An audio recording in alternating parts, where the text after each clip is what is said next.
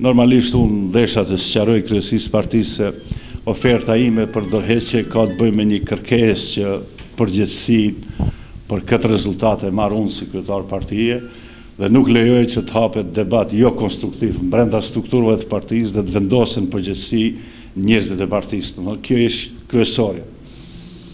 Dhe çështja e dytë që u sqarova ishte se unë nuk kam ofruar dorëheqje si kanë kërku prej meje dorëheqje plehu i kombit, si që është Rufi Osmani, Bardhil Mamuti, Mer Selmani, Ali Ahmeti, Ali Aydin Demiri, gjithë ata i kam çu zhage i kam unë. Po dorëheqjen e kam ofruar që ta mbroj partinë, që brenda mos shkaktohen përçarje dhe ndarje.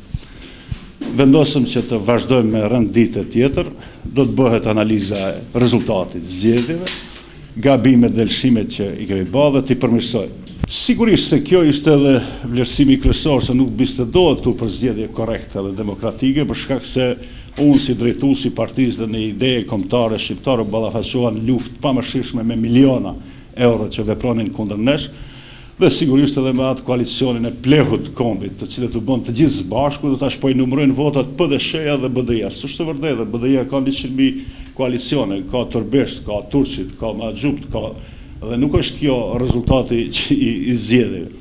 Dhe mos të bisedojmë edhe për atë terren informativ që kemi patur ne si opozitë shqiptare, është e qartë se zgjedhjet s'kan qenë korrekte. Sigurisht në analizat që do t'i bëjmë në mbledhje do të dalin edhe gjëra tjera.